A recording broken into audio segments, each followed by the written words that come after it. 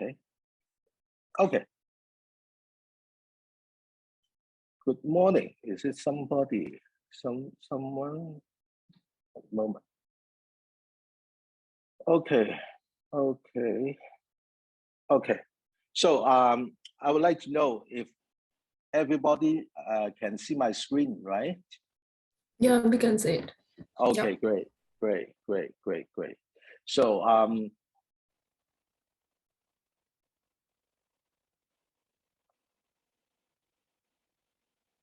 okay. Today is my first tutorial with you all in these courses, ENGY610 VA2. And today, the content mainly is focused on the electricity bill, power factor, and the financial analysis. So I have moved to another page. Everybody can follow, right? Yes. Okay, then yes, because I want to make sure, because sometimes I don't know why I join many Zoom meeting, but sometimes when the speaker talk about 3 or 5 slides in advance, then we stay at beginning. So I just make sure everybody is synchronized with my screen. So how I carry out this tutorial, mainly we focus on the problem sets medium or Mr. Demopoulos have given to you as the practice assignment. So 3 questions, 3.5, 3.9, and 4.1. And after that, we can talk more about any other business, any study problem, any question you would like to focus on, anything you learn to learn more, and maybe from this course, how about the future, anything we can share. So for the first question is about the electricity bill. And I won't read the question wording one by one. Just what I understand the question is, originally, you purchased the power with the service level 5. And the power station provide, I mean the total solution. They will provide the electricity with the assigned voltage. So you don't need to care about the transformer. But you know, if I install the transformer by myself, the power station can supply a pretty high voltage electricity to my factory. Then I make use of this transformer to have a step down and get the power. For the table of the building, it seems I can earn some of money or save some of the money. That is the question from 3.5. So I just make some shortcut on, I don't want to go through all the chapter content with you guys, just extract what is service level 1, what is service level 5, and some of the definition on the on-peak season and off-peak season. So this is a kind of format which usually you will face as being an energy manager. So in order to get more knowledge how the power station will bill us about the energy consumption. So first of all, of course, the transmission service is a kind of an administration charge because it will charge per month, per bill, how much is it? But in this question, try to focus on the last sentence of this question is you only need to focus the energy charge and the demand charge. So you don't need to take care of this transmission service. But in your bill, I mean, when you receive a BC Hydro bill, I'm not sure if everybody can receive this bill because as some of my friends who rent a house, rent an apartment, but the owner have absorb all the charge and bill to you secondary. So if you can get the hydro, DC hydro built, you may also find a similar charge like this one for the administration. But of course, they will not charge the number like this huge amount, just a little bit for the administration. Okay, focus on this problem. So service 1 and service Y. But now you may confuse what is level 1 and level 5. So we put one more page back. Level 5 is you don't need to take care of anything. The power station will supply what you want according to what you want the voltage to the end use. Level 1 is you need to build your transformer. So just have some idea. Level 5, of course, is a little bit more expensive. And because they help you to serve you and get prepared everything for you. So no matter energy charge, the demand charge may be higher than level 1. So let's see. Level 1 demand charge is about 10.59 per kilowatt. And level 5, that is everything have been done for you, is more expensive, 30.27. And also the energy charge will have the same. So there's a 2 seasons. One is on peak and off peak. So normally, in BC, in British Columbia, it doesn't like the area in Ontario because not the whole year, even the whole day with different time slot, they are charging you the same amount. But some of the area, it may differ. For the on-peak, it will charge more, and off-peak, it will charge less. Why I insist this concept to you? Because in the time being, you should learn what is the demand rupture. And in more concept in energy management, you may heard of the terms like demand shading. Why on the off-peak season, the amount will be higher than the off-peak season? Because, you know, the investment from the power station is constant. Because in the very beginning, or according to the urban planner, they already decide how large the transformer, what is the diameter of the transmission line, and what is my power plant capacity. Everything is constant and fixed. They are not easy to increase their capacity just in one day. So if the peak time, everybody will consume a lot of energy, they will have a very high loading. But when the on-peak hour or on-peak season is off, then everybody don't need so much energy consumption. Then the equipment may idle, and it's a kind of waste.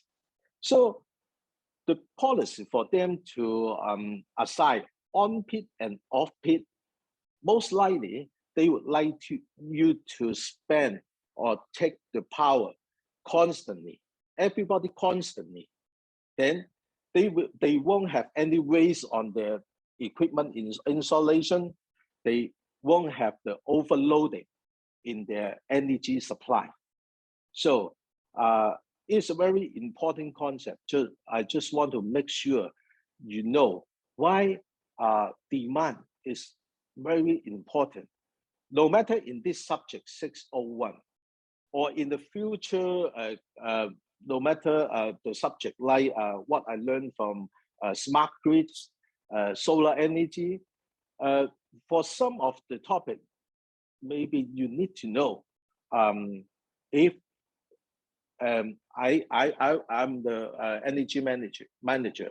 If I can manage my factory, can take the supply from electricity station in a constant way, I can save the money. Okay, So I just want to make sure all of you guys know the importance of the concept of the demand. So any problem, any question up to this moment?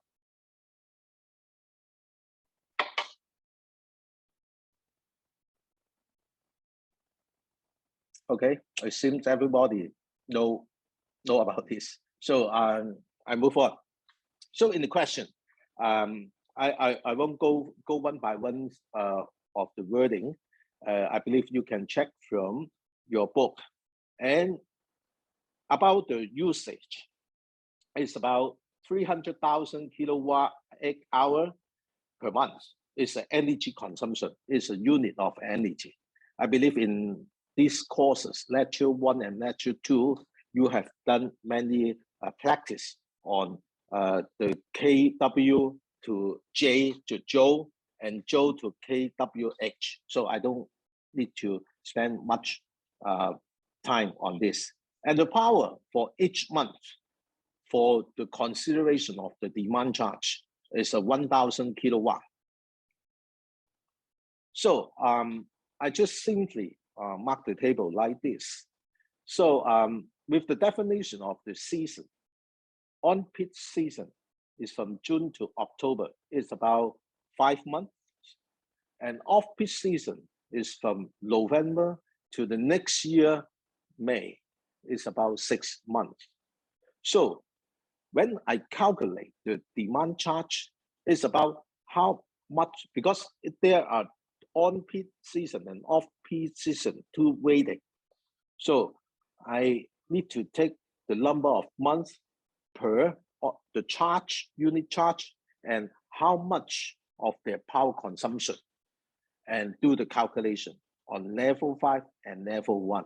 So 5 is on peak and 7 is off peak. So with the summation of these two numbers, I can get the subtotal of the demand charge on level 5 and level 1. So these two numbers. Okay. Question. Yes, go ahead. Can you explain again the 1,000 kilowatt? Where is it come from? Actually, it's from the question of okay. Yeah. You may find this, but if you finally can't find, maybe I spend a very quick time to search the problem out. Let me take the question here. You can see my screen, right? Yeah, we can see electricity. Okay, good. Yeah. It's my book. Right now I show my book. You can see, right? No. We can not see the yet. slide. Okay. A moment. You are share. Okay. Share another. Give me some time. Okay. So now you can see my book. Yes. Yeah, you can see. Okay, good. I opened mine and I already saw the 1,000 kilowatt. Okay, great. Don't worry. Thanks. Great. Okay. So I don't know why I have a message on that, but anyway, I don't know why I need to. Okay. Maybe I go ahead. Yeah.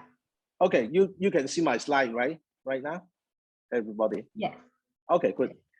Then the demand charge, no problem. Then about the energy charge. So what is the energy charge? Is this one.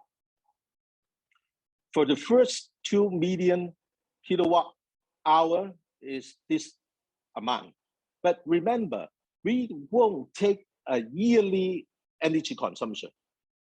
About the monthly is about 300,000 kilowatt each.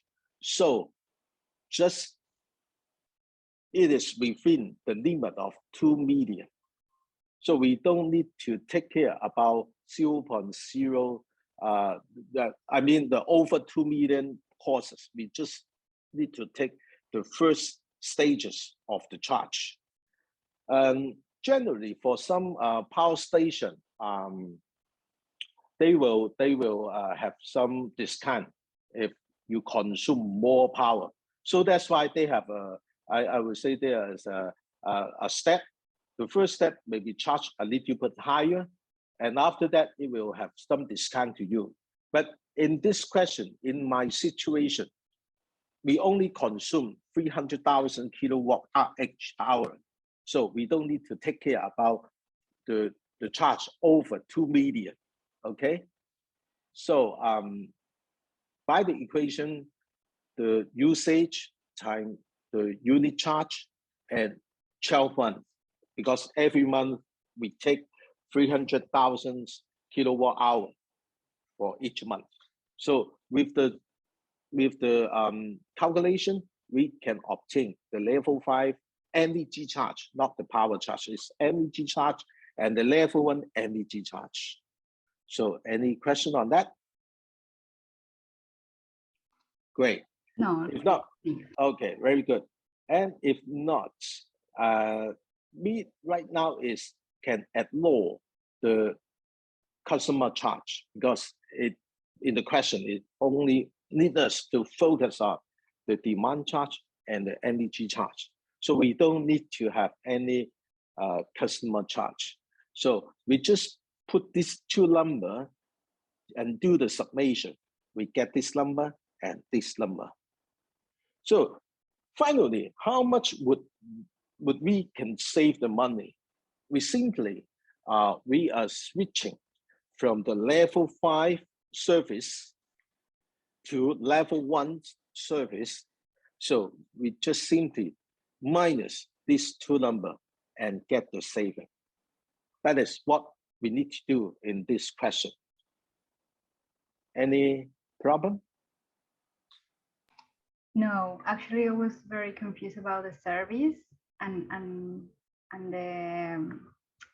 the on-peak and off-peak, on-peak season and off-peak season, and yeah, it's all clear. Thank you. Yeah, you're also great, because when I first review this question, I do the same as you. But when I checked with Mr. Demopoulos, and he told me we only focus on demand charge and energy charge per the question request.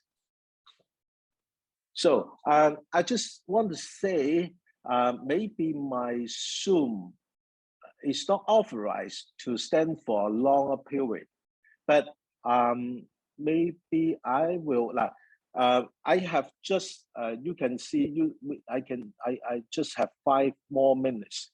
If there is any accidental cuts, I will send my Zoom link again in the announcement and let you to check in again.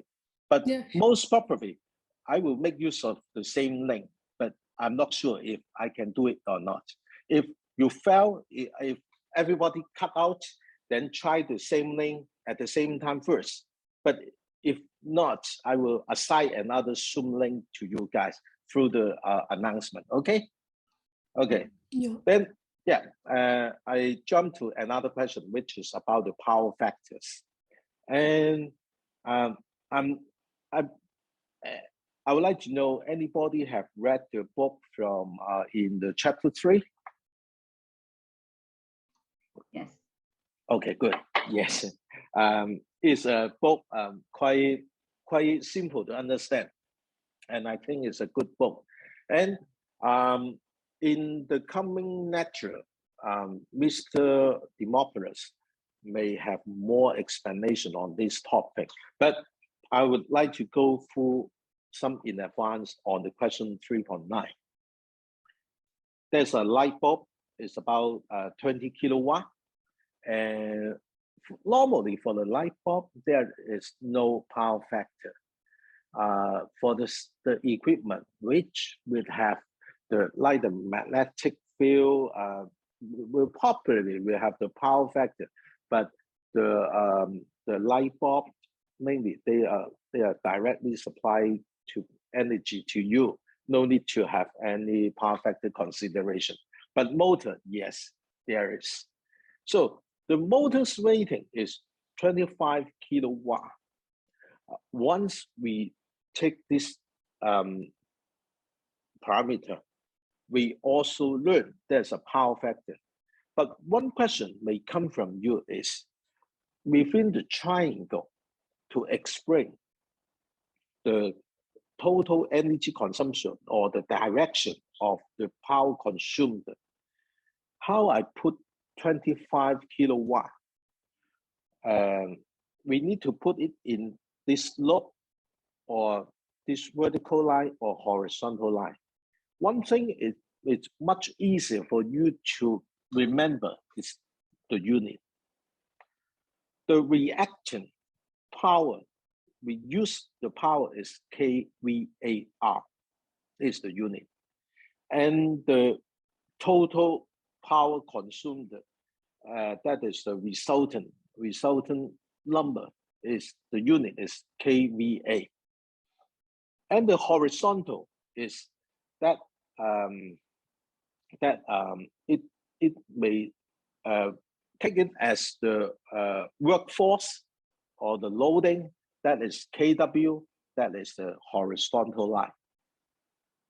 So the question gives us these two numbers and would like us to get the number of the power factor on this system. This system with the combination of the light bulb and also the electrical motor. So for the light bulb, it's quite easy because it's straight line, 20 kilowatt. And for the electrical motor, it have the power factor involved. So 25 kilowatt with the power factor 0.8. So what is the definition of the power factor? Power factor is the cosine angle of this angle. That is the power factor. So by the geometry, we know this line, we know this angle, cosine theta is 0.8. So this slope line is 25 divided by 0.8, that we can obtain the resultant power. So I would like to know any question on that up to this moment. Can you explain it again? Sorry? Sorry. Can you Okay. explain it again? Sure, no problem. So power factor, this is a power factor, 0.8. So the definition of the power factor is the cosine phi. Cosine phi is equal to the power factor. Okay, so 0.8 actually is, let me do it this way. Cosine phi actually is, okay.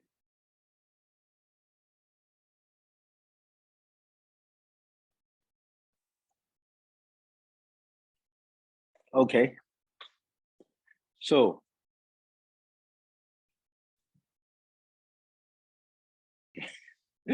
okay, so what we start is on the power factor. Actually, the power factor is defined as the cosine phi. Phi is here.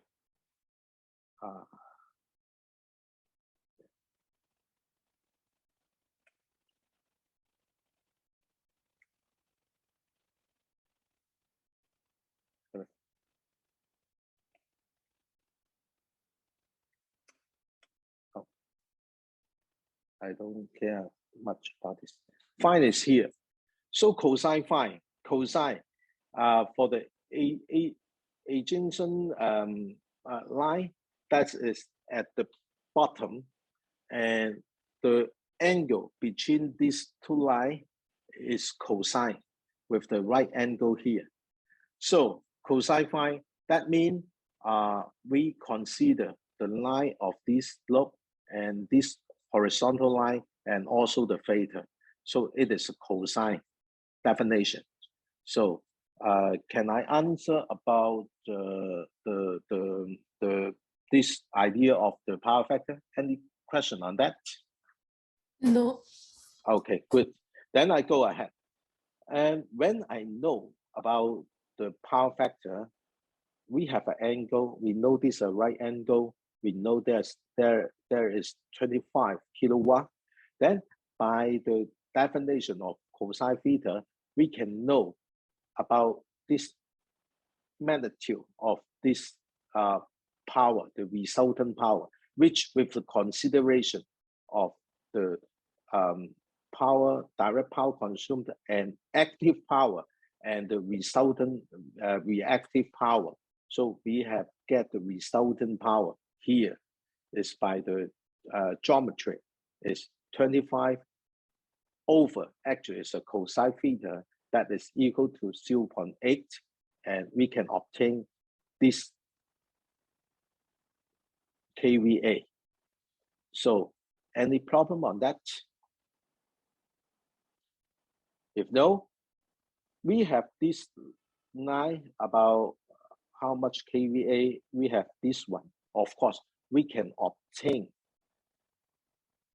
this line at the same time. Okay, so we have already know about all the magnitude, no matter the active power, reactive power, and the resultant power.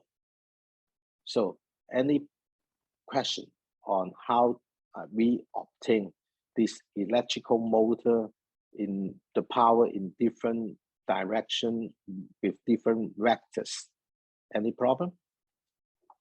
Any questions? No. Okay, good. And we know if make the summation, we can make the summation between the horizontal and the vertical. If they both are vertical, they both are in the horizontal, we can do the summation. So now the question asks us to find out the whole system, the power factor. So the horizontal for the light bulb is about 20 kilowatt, and the motor is 25 kilowatt. With these two numbers summation, we can obtain 45 kilowatt, okay, for this horizontal, or I can say the active power. Any question on that? If no, then how about the vertical one?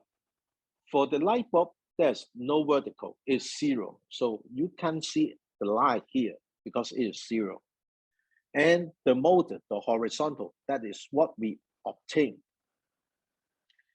is 18.75. So we can know about this line is 18.75, okay? So by the geometry, for if we know this line and this line magnitude, and this is a right angle, we know this is the tangent. We make use of tangent, the arctangent, to get this angle, okay? And this angle, just by the calculator, we know is about 22.62 degree. And but the question asked us is about the power factor. What I mentioned, the power factor is cosine theta, cosine phi, cosine alpha. That depends on what you define it. So this new angle, we know, of course, it will differ from this angle. This two angle is different. So I also is not good to have the same theta. It's a theta one and it's a theta. It's different because we have another reactive power putting in the system. So it will not the same, and also the active power. So we obtain a new resultant power and we obtain a new resultant angle by tangent with this line and this horizontal line. And we get the angle of this is about 22.62. But now what we have, we can't just give the angle with the degree and I obtain the answer. The question is asked us about the power factor.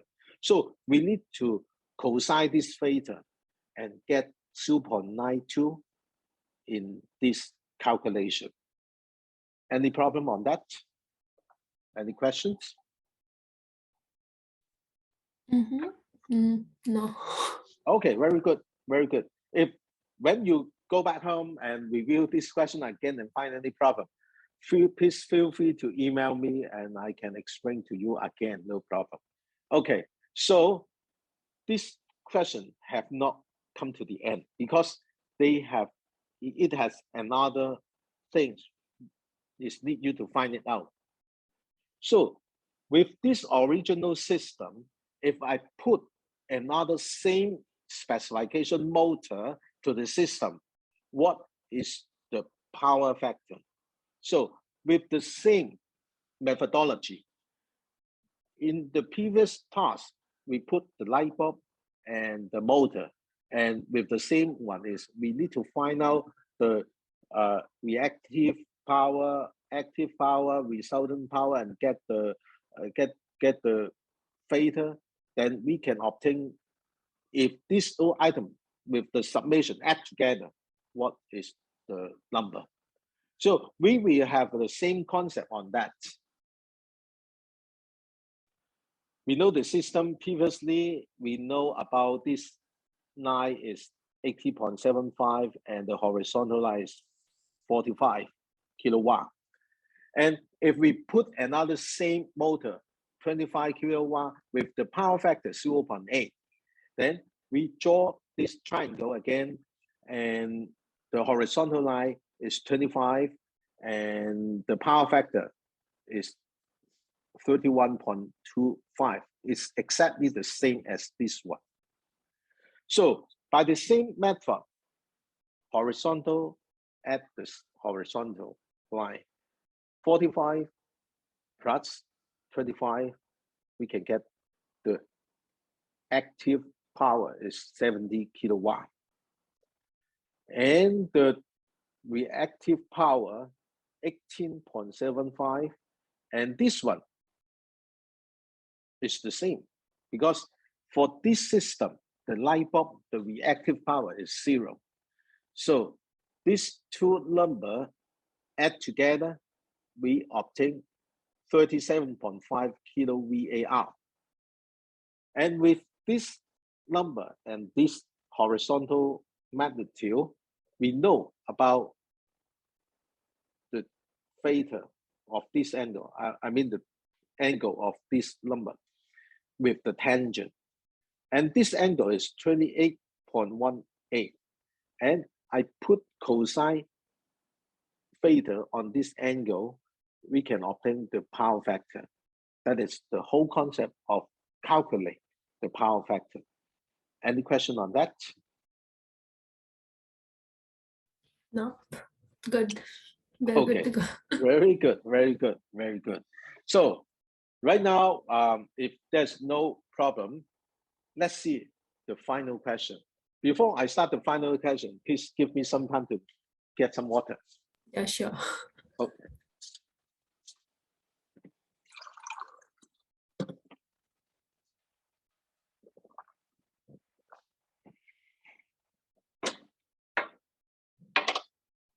So now I'll try to be more. I don't want you guys to read so many wording. So I put the graphic on. Right now you have a new system. The new system you have you can save 2,500 kilowatt the energy per year. And for the unit charge of this power is about 8 cents. So in every year, you can save up to $200. Okay? But you need to pay. What you need to pay is every year there is a maintenance fee. So you need to put your money from your pocket out every year, $50. So as a whole, in every year, you can gain I use the word gain, you can get $150 for every year. So that is what the background of this question. So the first question they ask you is, the simple payback period is 2 years.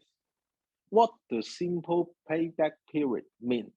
That is, by the equation, it's very easy to understand, is amount to be invested and estimate annual net cash flow. What does that mean? That means how you can get, how long or how long per year you can get the return when you invest the same kind of money. So this is called the payback period. It's 2 years. So I know there's 2 years, and every year I can gain is $150. So the question asks us, how much we invest to obtain the payback period is 2 years. That means if I need to get what I invest, the money I invest to get back within these 2 years, maximum is 2 years, how much I need to invest. Because for in the future, maybe your boss asks you, hey, you have proposed a very good solution, but I don't think we need to invest a lot. My request or my requirement is, no matter the amount I need to invest, I can get all the things back in 2 years. That is the same idea of what I present. Is we need to calculate the maximum we can invest, because the condition is we need to get the money back within these 2 years. Okay, that is the whole concept of the question 1. So by putting the number of the simple payback period and the estimate annual net cash flow, because right now we just get these 2 numbers, then we can know amount to be invested is maximum $300. Okay, so any question on that? No. Okay, very good. So another concept this question asks you guys to find out is the return, ROI, the return on the investment. Return on the investment, that means how much you can gain compared with how much you invest. For this definition, you don't need to consider the time value. So if I would say every year you can get the gain at $150, you don't need to consider inflation, the discount rate, you don't need to, for the return on investment only, not to another parameter. But for the return on investment, you don't need to take care of any time value. Okay, so $150 per year you can get in every years. And right now the question say you can have 5 years, 5 years. So 150 years times 5 years, that is what you can gain. But don't forget, in very beginning, you have already invest $300. So your return, of course, you are not only consider what you gain, but also you need to consider what you have invested. So $150 times 5, you need to minus or subtract $500 you have already invested in advance.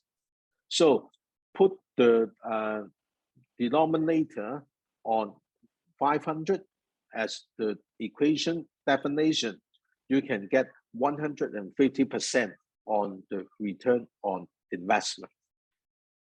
So any question on that?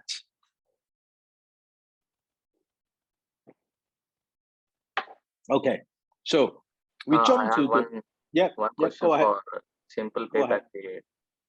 So the formula for simplified like is initial cost divided by annual savings. So the estimated annual net cash flow means the annual savings. For this question, yes, it's a saving. But remember, cash flow can be positive and also can be negative. Okay. When you get lost, for example, if you can only save $10 in this question, you will get lost. And this loss, you may consider the minus sign. So it is what the situation is. Because for some scenario, you may face, I don't mean you are going to face this problem in the quizzes or exam, but in the real cases, for some of the project, maybe in the first three years, you may get lost. But after 3 years, you may have the profit on every year up to maybe 10 years, 20 years, or eternity. So if that is the case, you need to put very focus on the minus side or the plus side, because they need to subtract or add together. So it is a good question. So consider if you gain, this net cash flow is positive. But if get lost, this net cash flow will be minus and negative. Okay? Okay. Okay, very good. So any question?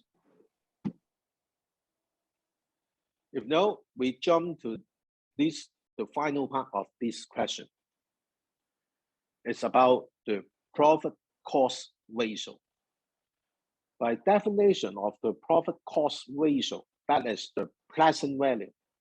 So I just spent a little bit more time to explain what is the present value.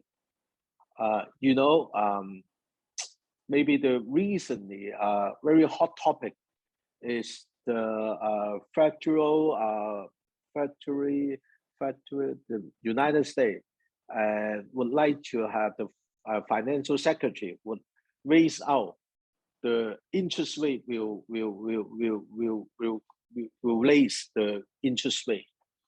So you need to have a concept is I have a $100 in this year, but the next year with the same $100, of course, what you get the value on your notes is 100, but the next year this 100 is not 100, maybe less, because every year there will be like inflation.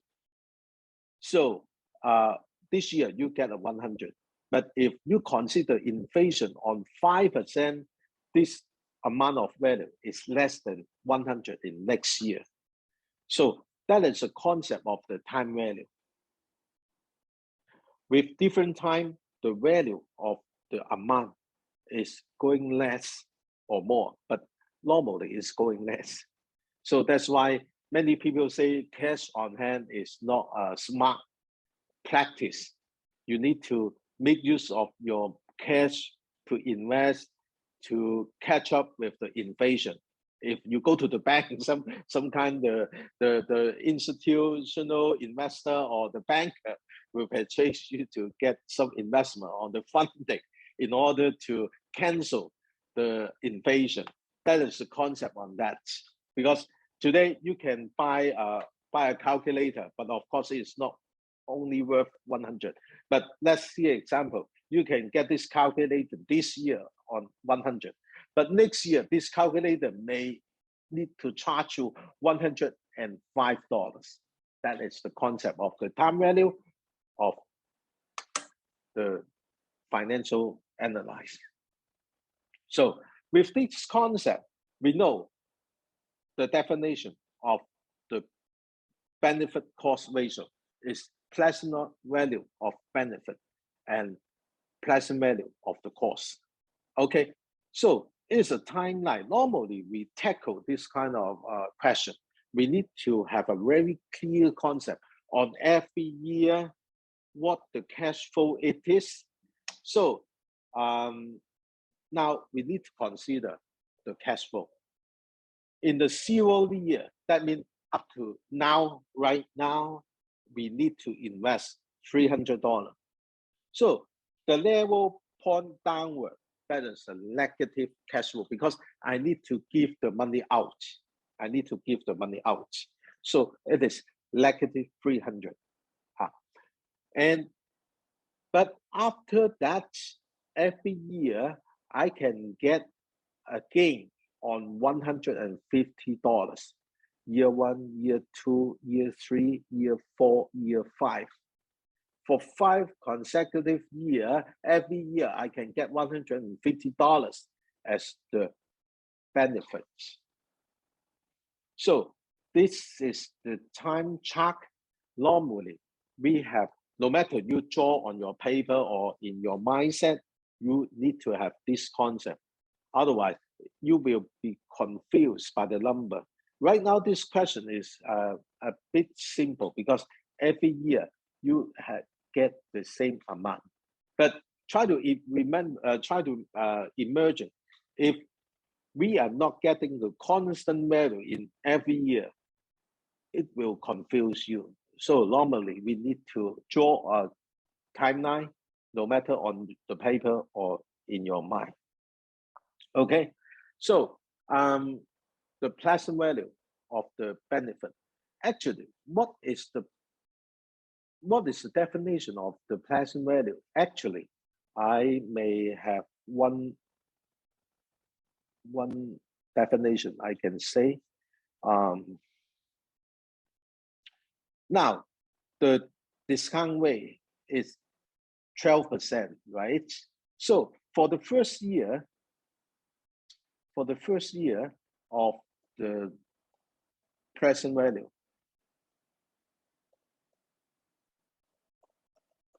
okay, that is the first year.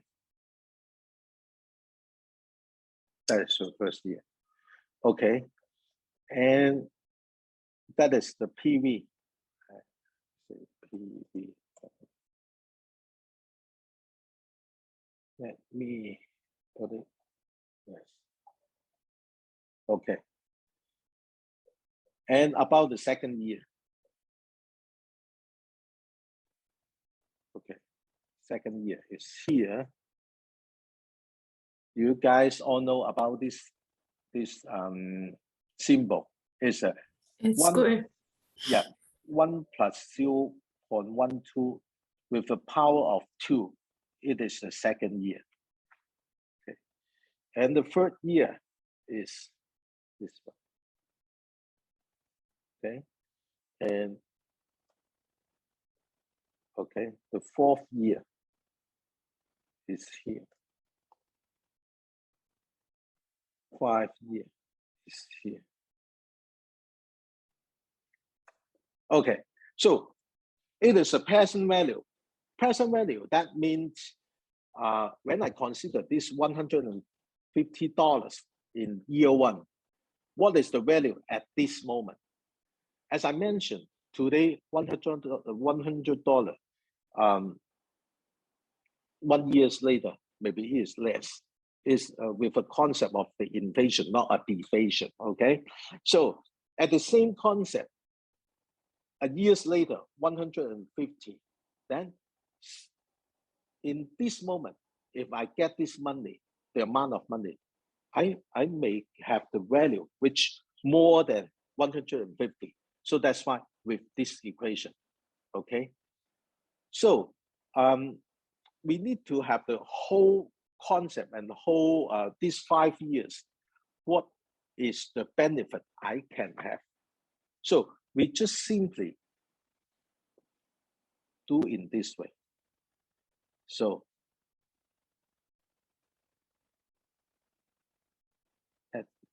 let me do it in this way.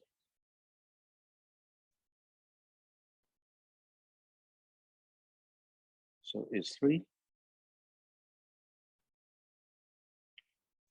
It's 4. It's 5. Okay. So what is the total benefit for within these 5 years with the consideration of present value? That is the PV1 plus PV2 plus PV5 plus PV4 plus PV5. That is what we need to obtain as the benefit for this one. Okay, but you can do the calculation on your calculator or Excel with this equation, but this equation can give you a more direct way by inputting the interest rate, that is the discount rate, 12%. M is the year, number of year, 5 year. So put these two parameters, we can obtain the number. We can obtain this number, 540.72. So if you go back home, you can try. If you do in this way, which is exactly the same as this way, okay? So one more thing you can do on your own is, a moment. I share another table. I believe you know how to find the table, right? Anybody don't know how to do it through to checking the table? Yes. Okay. You know how to do it, or you don't know how to do it? Yes. Okay. know. I've seen the table. Okay, then good. I haven't seen. You haven't seen. Okay, I show it to you. So find some time to review chapter 4. It's in, yeah, I have read this book, so I can do some highlight. And so you can turn to the page on this one. Yes, just have some concept of this. Everybody can see my screen on the book, textbook, right? Yes. Okay, good. Yeah, this table I have seen this table. Yeah. You need to know what is the definition of that. That is F in the beginning is to find F given PIN. So with this one, you can have the table like this. So the table like this. Let's see. Now we have 5 years, right? And now we need to find the present value with the value given A. A is in annuity. That means every year you know this value. Right now is 150. There's no 150, but anyway, we have another table, and with the year, with the given A, and also you need to find the interest rate. Right now, we can't use this table because it's 10%. Now we need to switch to the table to 12%. So with the same 12%, 5 year with the given A, the number, you can know about the number on that. Okay. So or by this equation, by the equation is simply the simplest way, but you need to remember, if you are not going to open book, or you just have a cheat sheet, allow you to go to bring along with you to the exam. So is the equation the simplest way for you to remember or mark it down and help you in the exam. And the final way you can do is by the calculator.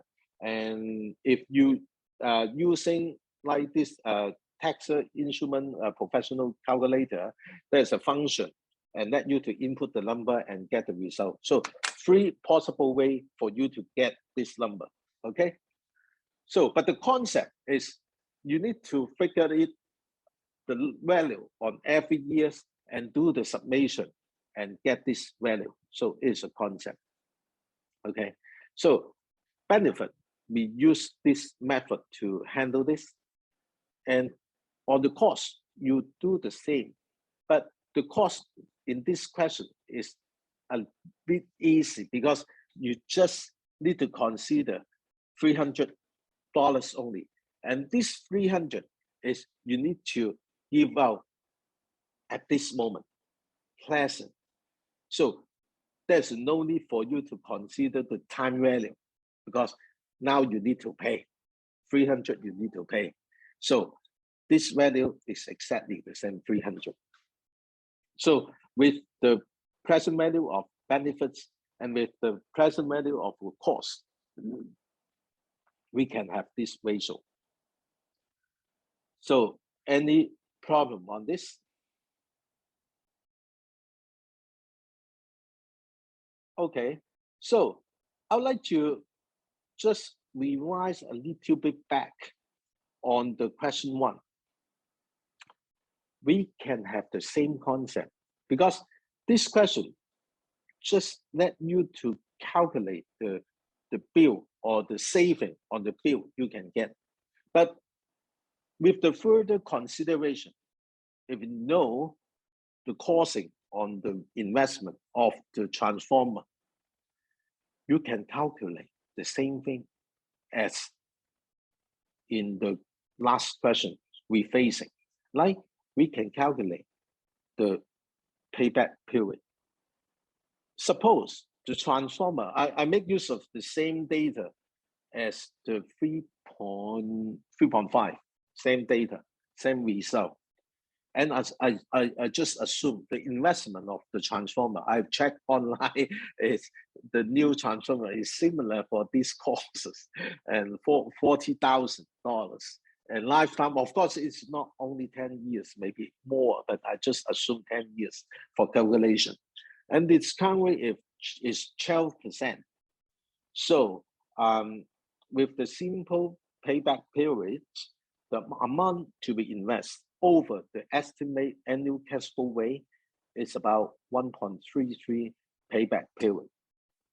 And with the same equation of the return on investment, we can obtain the number of 650%. And the final one, the profit cost ratio. Do the same calculation, we can do this ratio. And one more thing from your textbook, it mentioned if the profit cost ratio which is greater than 1, that means this project is worth for you to go ahead. Just from the definition of this ratio.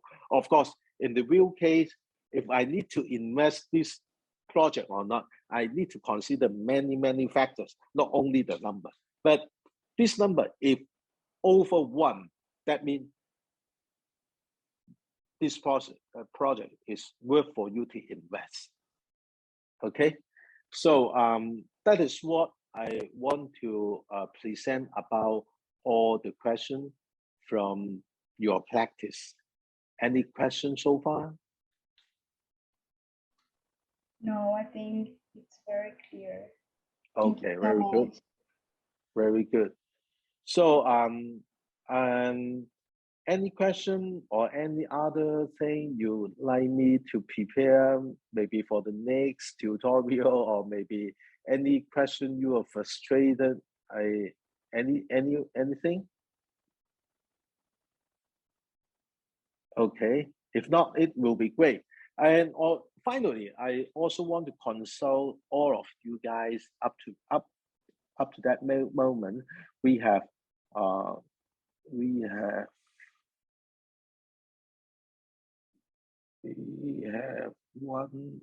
2, 3. We have 3 students here, and I would like to know next Friday, if we do the same tutorial, what is the favorable time for you guys?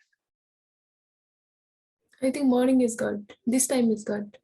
This time is good? Yeah. Okay. So no, they give me a schedule at work. It's different, so I cannot say if it works. So I just will send you the mail telling you if it's okay or not. Okay. Actually, I just want to okay. If possible, because I want all of you can join the tutorial, of course. But if the time is really is not available, also I will record all the things down and share with you. But just do me a favor. Please send an email to me and let me know what is your available time on Friday. then I can get more idea from you guys and do the next schedule. Okay. Yeah, sure. Okay. Thank you so much. And the Thank time you. right now, yeah. Thank you so much. Thank you. Have a Nice great, meeting you.